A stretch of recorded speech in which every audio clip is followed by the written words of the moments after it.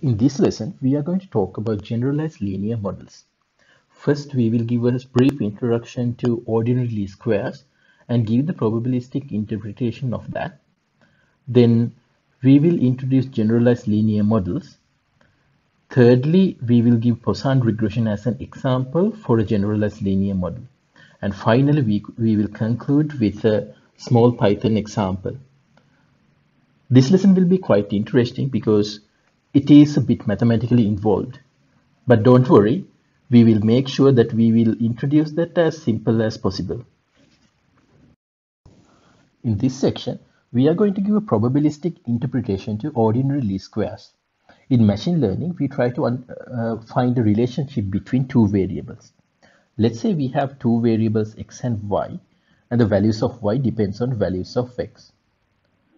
To understand the relationship, we need some observations. Let's assume we have such m observations.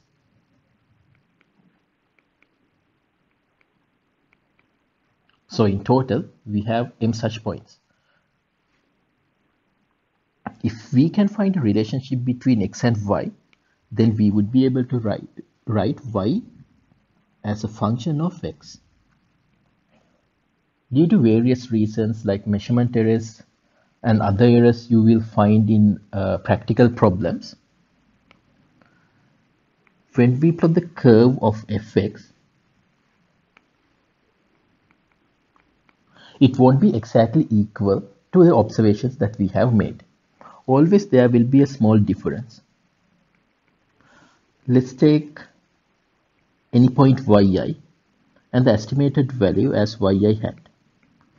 As you can see, there is a difference between the estimated value and the actual observation that you have made for y.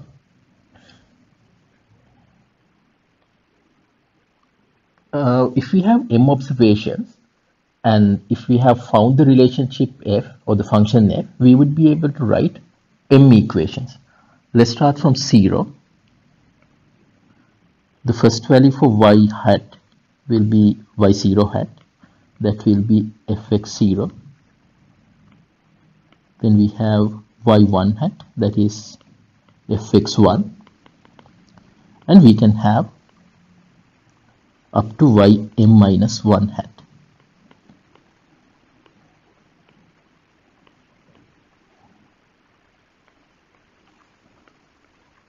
For each value that we are estimating, there will be this error. Oh, sorry, not this one.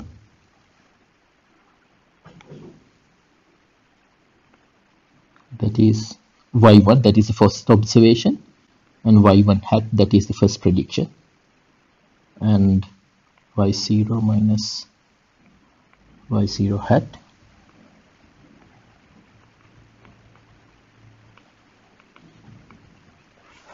In ordinary least squares, we try to minimize the sum of squared errors.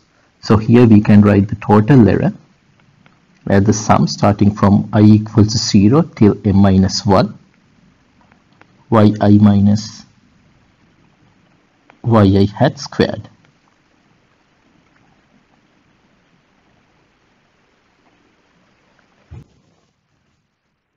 Let's try to get the same result of ordinary least squares through a probabilistic interpretation. To do that, let's zoom in a bit to our curve.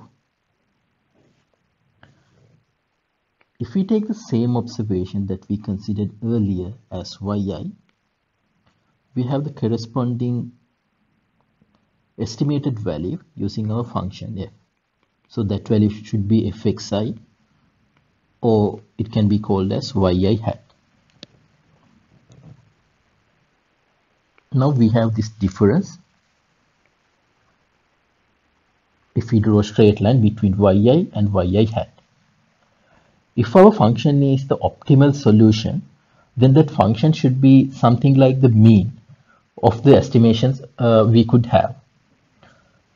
So let's assume that we have a probabilistic representation for that, and the mean of that probability distribution is fxi. And also let's assume that probability distribution is Gaussian. That means if we draw Gaussian distribution, it should have its maximum value or the peak uh,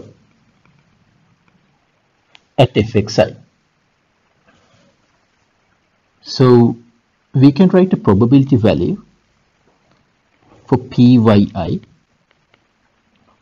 as a Gaussian distribution. So that should be the square root of 1 upon 2 pi into sigma exponential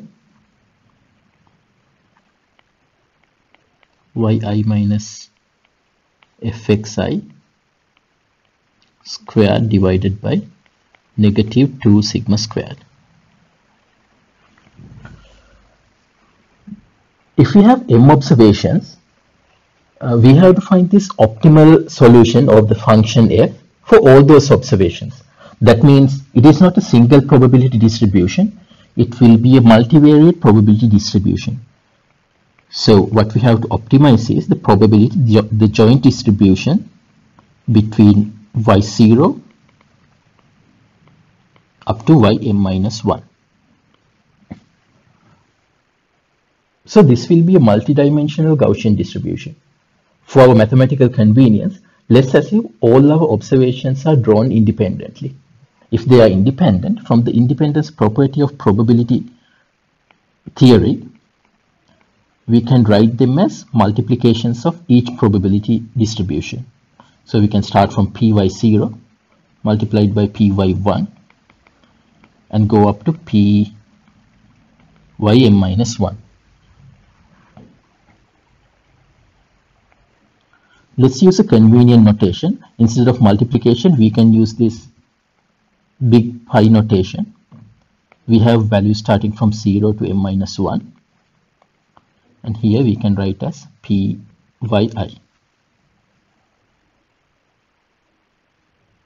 A really interesting result.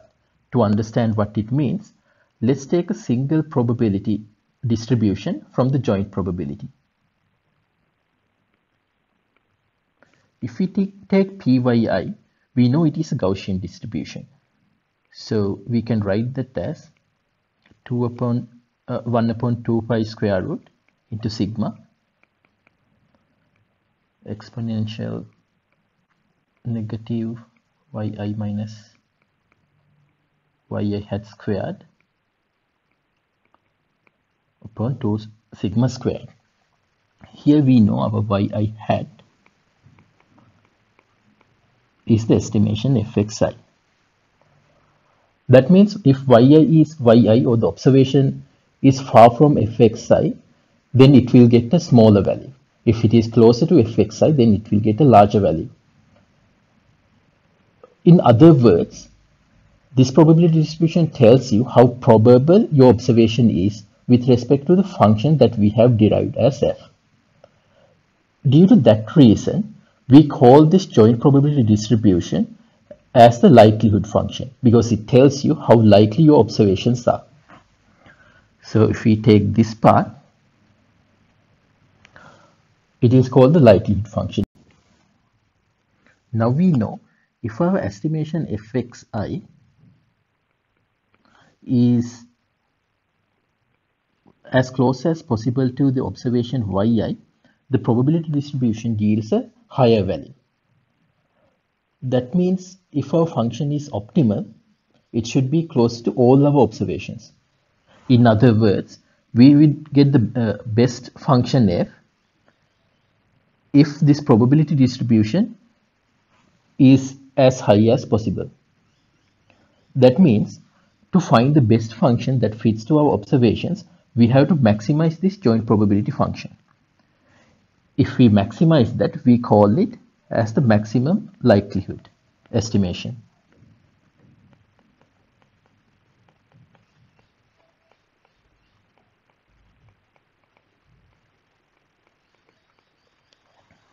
Next, we will try to understand how we can maximize this joint probability function. Here we have a set of multiplications. Mathematically, it is a bit hard to find the maximum value of a set of multiplications.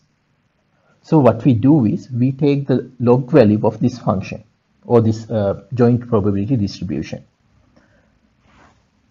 Mathematically, taking the maximum value of this joint probability distribution is equivalent to taking the maximum value of the log value of this distribution. So if we take the log of this, let's call it curly L, what we have to do is we have to take the log value of this joint distribution.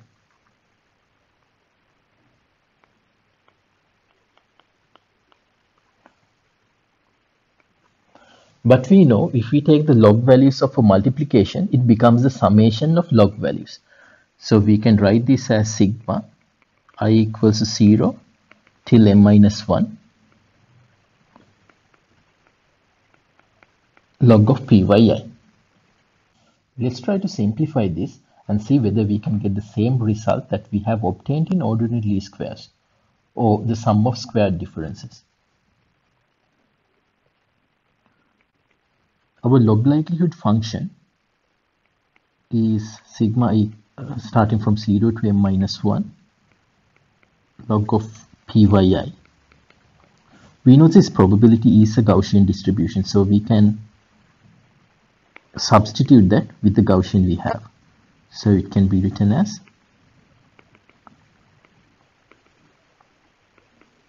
the log of a Gaussian.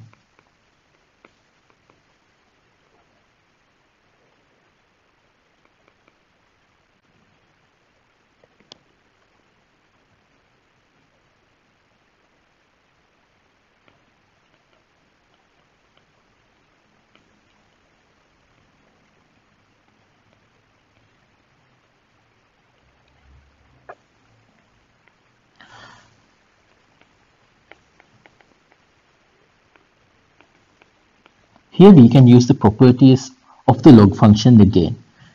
As we have a multiplication with a constant and exponential function, we can write that as a summation. So here we can have the constant value plus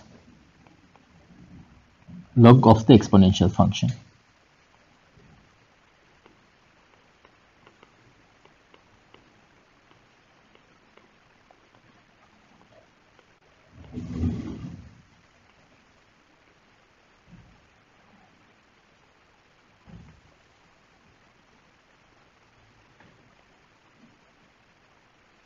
The first term again will be a constant, so we can write that as there are m terms, we can write that as the sum of a constant for m times will be m into that constant, so it can be written as negative log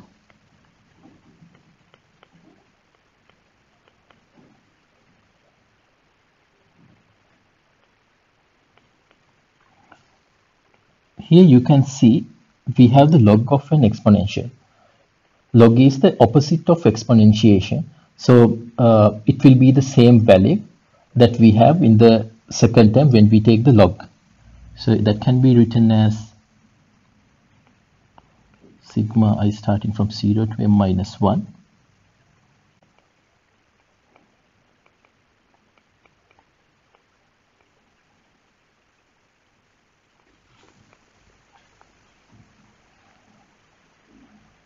2 sigma squared, and this negative sign should be here.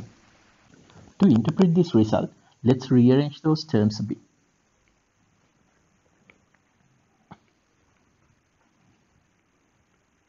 The first term is a constant.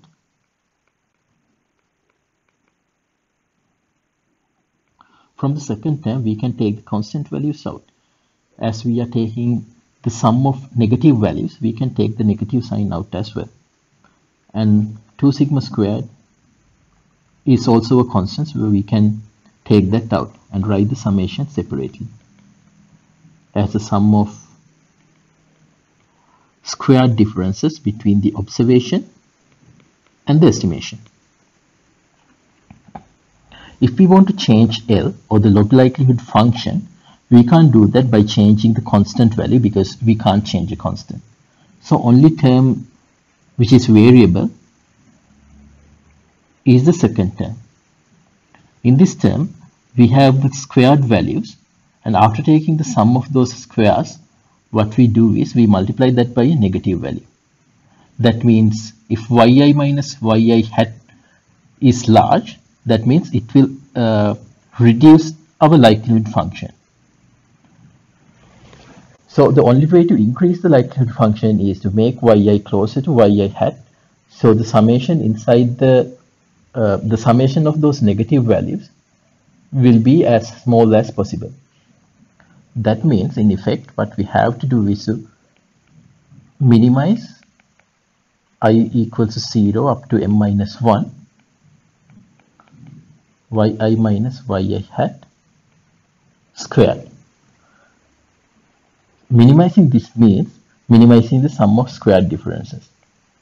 That means the result that we have obtained by through this probabilistic interpretation is equal to the result that we have obtained in ordinary least square. Here what we try to do is to maximize the log value of the likelihood function. So this function, or the log value of the likelihood function, is called as the log likelihood function. The estimation we are trying to do for the function f by maximizing this log likelihood function is known as the log likelihood estimation. In this section, we are trying to understand what a generalized linear model is. In the first section of this unit, we introduce the probabilistic interpretation of the ordinary least squares. In this section, we are going to understand what is meant by a generalized linear model. We told if we have m observations of y, starting from y0 up to y m minus 1, and if we are trying to fit those observations with our input variable x using a function f such that output is fx, we were trying to maximize the joint probability distribution of those observations with respect to fx. So our joint probability distribution becomes the probability starting from y0 up to ym minus 1. If we assume all our observations to be independent, we simplified this joint probability distribution to a set of multiplications of those individual distributions starting from I equal to 0 to m minus 1 probability of yi. In ordinary least squares, we assume this probability distribution to be a Gaussian distribution. But in the generalized form or generalized linear models, this doesn't have to be a Gaussian distribution. It can be any distribution which belongs to a special kind of probability distributions called exponential family. Exponential family of distributions.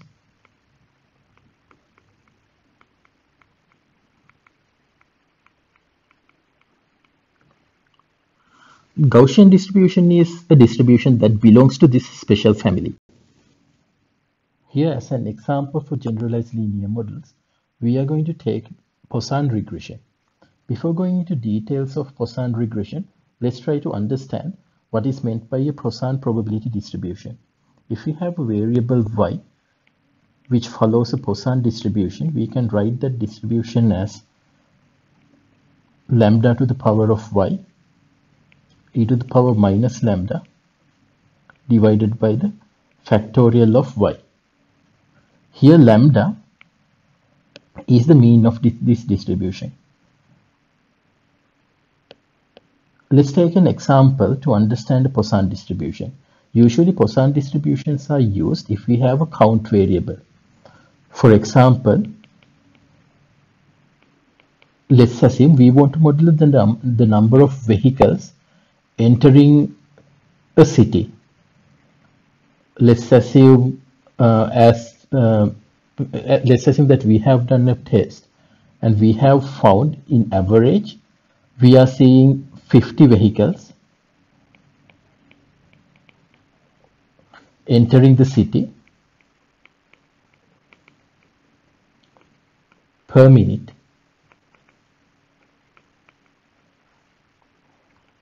Then a particular question would be, what is the probability of seeing 100 vehicles per minute entering that city on a particular day? This can be modeled as a Poisson distribution. In this case, we know the average number of vehicles entering the city is 50. So our lambda should be 50. We want to see what will be the probability of y becoming 100. So the probability of y becoming 100 will be 50 to the power of 100 into e to the power of minus 50 divided by the factorial of 100.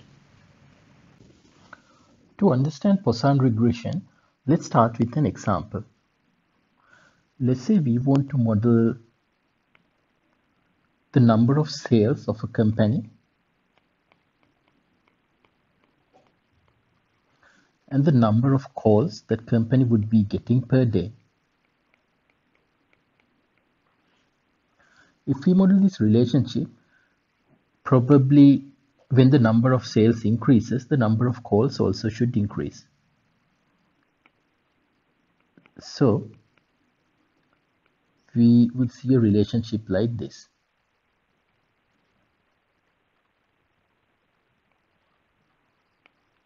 If we try to model this one, we would be able to fit that to a function fx. Here also we will have an error. But as we are modeling numbers, it is a count variable, so it would be better to model our error using a Poisson distribution. So this error we can assume to be a Poisson distribution. Let's say this is the observed value yi, and we have the corresponding predicted value or the modeled value yi hat. If we are modeling this using a Poisson distribution, then it would be intuitive to model our lambda as fx, because in the previous case we took our mean of the Gaussian distribution to be fx.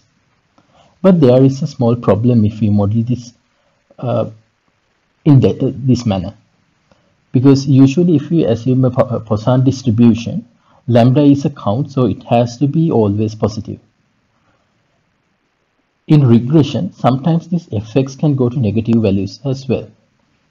As a solution, instead of modeling lambda as fx, what we are doing is we take the log value of lambda and equate that to fx. So here we are modeling this error using the log of the mean of a Poisson distribution being equal to the value that we are estimating. In other words, our lambda of the modeling distribution will be the exponent of fx. Joint probability distribution of observations.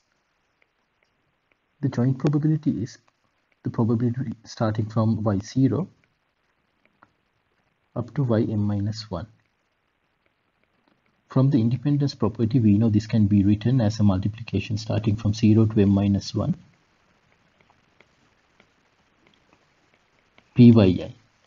With the assumption the mean of the Poisson distribution is e to the power fx, any probability pyi can be written as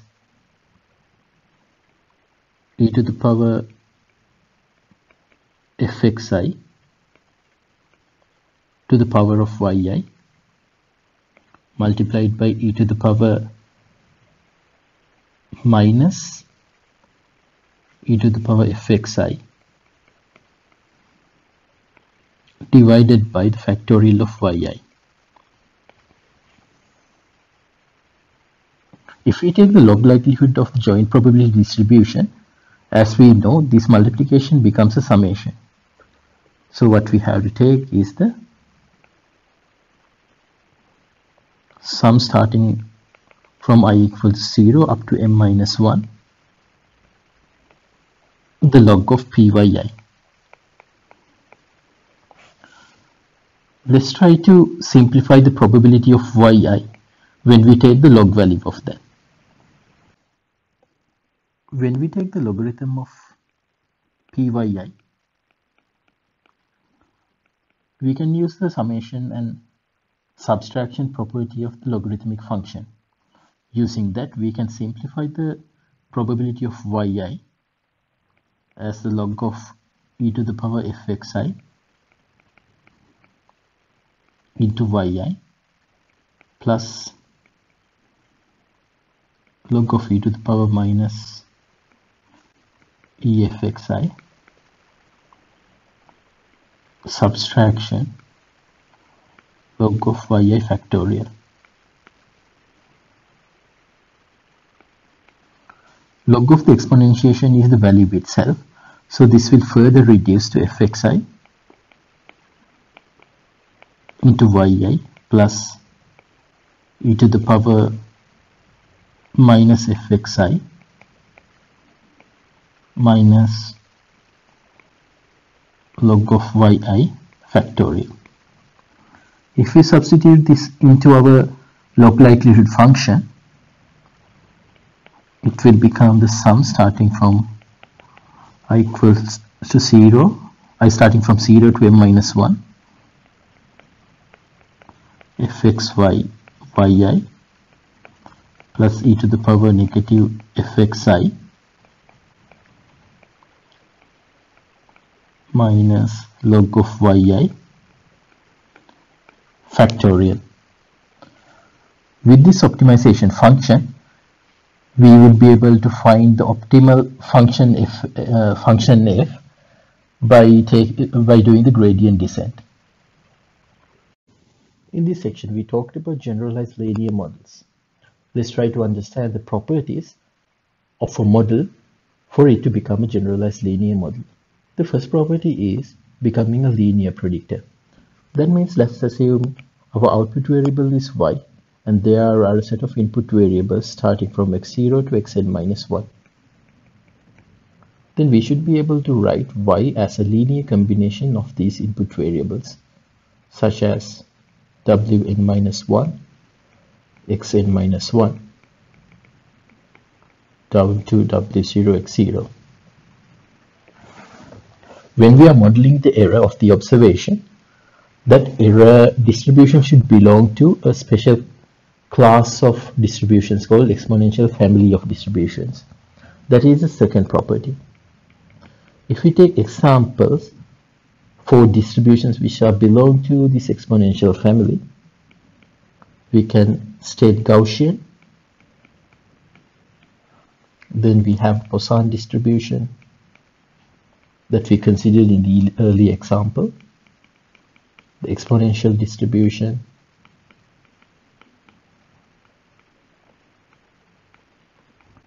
gamma distribution, etc. Finally, there should be a link function. We know in the previous example, when we were modeling our estimation using a probability distribution, we modeled the expected value of the observation as a function. For example, in the Gaussian case, we set our mean, mu, to be the function. In the Poisson distribution, what we did was we took the log value of the mean of that distribution and set that as the function. So that, in other words, we took our mean to be the exponent of fx. In these cases, if we can find a function g where we can set the expected value of y to be the inverse of g into fx, where fx is this linear predictor, then we call this g the link function.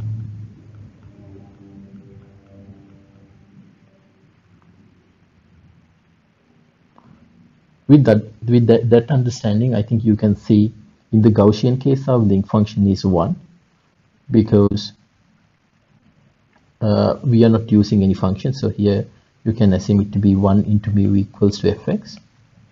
And in the Poisson distribution, our lambda, or the mean, or the expected value is the exponent of fx. That means our g, here we have g inverse.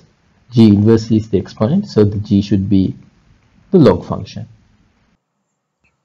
Here we are going to use Poisson regression as an example for generalized linear models. To implement generalized linear models in Python, we can use either scikit-learn or stat models. In stat models, from statmodels.api, we can call the GLM function. In this function, we have to give the family of the distribution we are going to use. Here, as we are going to use the Poisson regression, we have to set that to families.poisson. As scikit-learn is the most widely used library in machine learning, in this example, we are going to use scikit-learn Poisson regressor. First, we have to import Poisson regressor from scikit-learn linear models.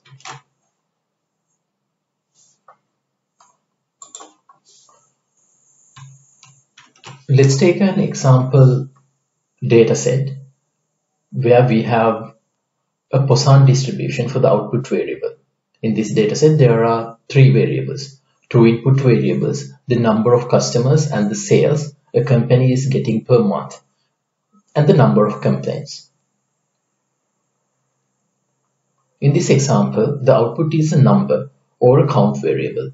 When the output is a count variable, the most intuitive error distribution would be to use the Poisson distribution.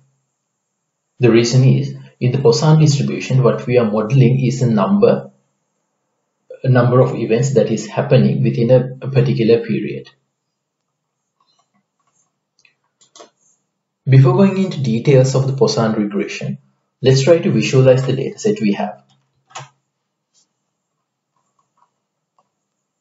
When we plot the number of customers and the sales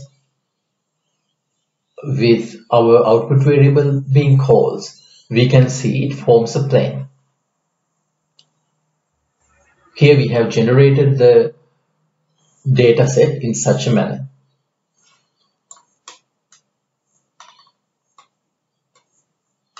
Let's rotate our graph a bit. When we visualize the graph from sideways, you can see it is not a perfect plane, but there are small errors.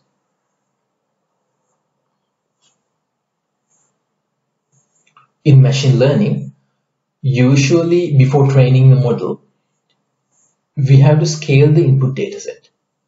We will explain the reason for scaling the input dataset in a different lecture. But here, we are importing min-max scaler from scikit-learn pre-processing, and then we are fitting the dataset and scaling it. When you scale the dataset, its range by default will get shrunk in between 0 and 1. So our input values range from a value between 0 and 1. After scaling, we have to split the input dataset into two parts. The first one is for training and the second one is for testing. In scikit-learn, we can import train test split function and then call that on our dataset.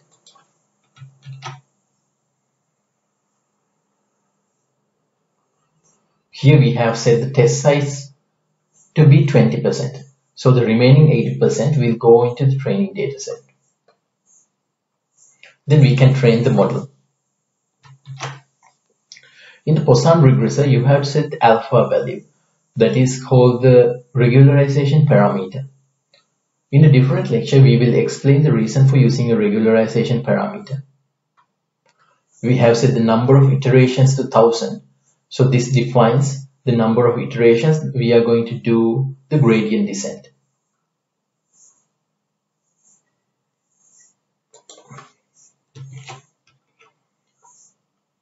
After setting the model, we can fit that to the dataset we have. Then we can use the test dataset, the input parameters of that, to make a prediction.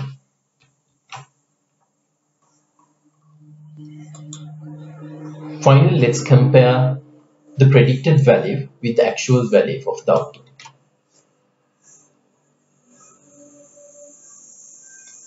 Here you can see the predicted value closely resembles the actual value.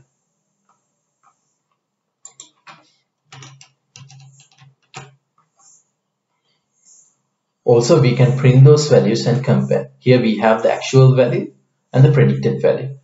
So you can see the predicted value is quite close to the actual value.